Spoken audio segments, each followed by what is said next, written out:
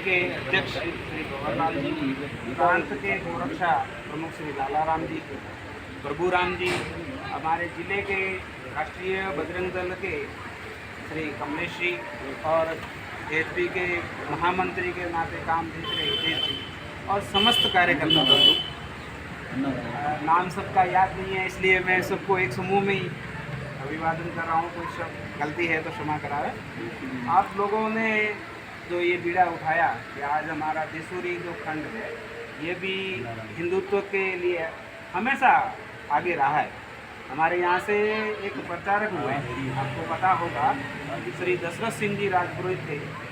उनके पिताजी bus conductor हुआ करते थे और शायद अभी भी है, वो विराजे हैं और तीनों भाई हैं वो सूरत में बड़ा काम देखते। तो मेरा यहाँ आना होता रहा है। प्रांत में पहले जिले का पाली जिला था, पाली जिले के प्रचारक के नाते भी मैं आता रहा। तो 2001 में आया हूँ, आज से 24-22 साल पहले। जो संगठन से जुड़े हुए थे, इधर कोई बाड़ा था, वहाँ शाखा लगती थी, शाखा में काफ़ी खेले। आज बड़ी खुशी का विषय है कि अंतर्राष्ट्रीय हिंदू परिषद की आज स्थापना का दिन है। माननीय प्रवीण भाई तोगड़िया जी 1964 से ही संगठन में जुड़े।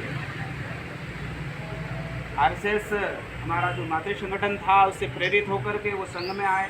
कैंसर के सर्जन हैं।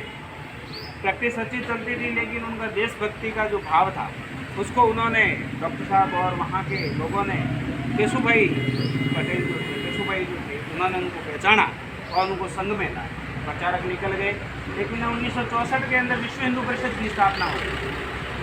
उसके बाद में 1982 से 82 तक वो प्रचारक रहे। 82 के बाद में वापस है वो भ्रष्ट जीवन उन्होंने अपनाया, लेकिन संगठन का कार्य नहीं छोड़ा। प्रवीण भाई की जो छवि थी, ये छवि एक कट्टर हिंदुत्व की आ गया है। इससे संघ को भी बहुत मजबूती है। लेकिन संघ की स्थापना हुए आज 100 साल हो गए। हम कहते हैं कि कोई भी व्यक्ति जीवित रहता है 100 साल तक, फिर वो खत्म एक निर्वाण की ओर बढ़ जाता है।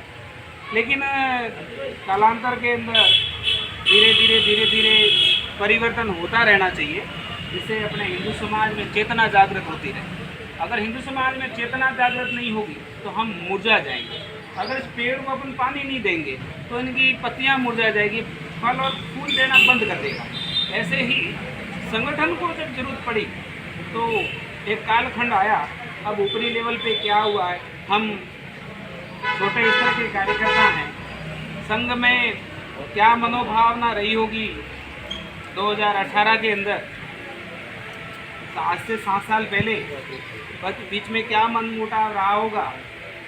जैसे प्रवीण भाई तोगड़िया जी की जैसे, विनय कटियार जी जैसे, अशोक जी सिंगल जैसे, इन लोगों को किनारे करके उन्होंने एक आगे प्रभाव बढ़ाना सोचा। कहीं न कहीं भाई भाई आपस में बैठते हैं, कहीं अहम का भाव जरूर आता है। कभी न कभी मनुष्य जीवन है हमारा, मनुष्य जीवन में अहम का भाव जरूर आता है। लेकिन प्रवीण भाई अटल रहे, अड़िग रहे। काम किसी ने कहा ये राजनीतिक संगठन खड़ा कर देंगे, किसी ने कहा कि ये सन्यासी बन करके कहीं पहाड़ों में चले जाएंगे। लेकिन प्रवीण भाई को एक ही टीस थी, मैं कट्टर हिंदुत्व की छवि लेकर के खड़ा हूँ। हिंदू समाज में चेतना जागृत कर, जैसे विवेकानंद जी ने हिंदू धर्म की चेतना को जागृत किया था, ठीक वैसे ही प्रवीण भाई तोगड़िया जी ने भी हिंदू धर्म में चेतना जागृत करने का कार्य किया। आज कट्टर छवि की अगर छवि बनी हुई है, कट्टरता की अगर छवि बनी हुई है, तो आज पूरे देश के अंदर कहने मात्र एक ही व्यक्ति हमारे सामने आता है और वो है डॉक्टर प्रवीण भाई तोगड़िया, जिसको कोई स्वार्थ नहीं है, न राजनीति का स्वार्थ है, न पैसों का स्वार्थ है, न पद का स्वार्थ है। उन्होंने कहा मैं कार्याध्यक्ष हूँ विश्व हिंदू परिषद का, ये लो आज छोड़ता हूँ। और 2018 के अंदर आज के दिन 24 जून के दिन एक अंतर्राष्ट्रीय हिंदू परिषद की स्थापना है।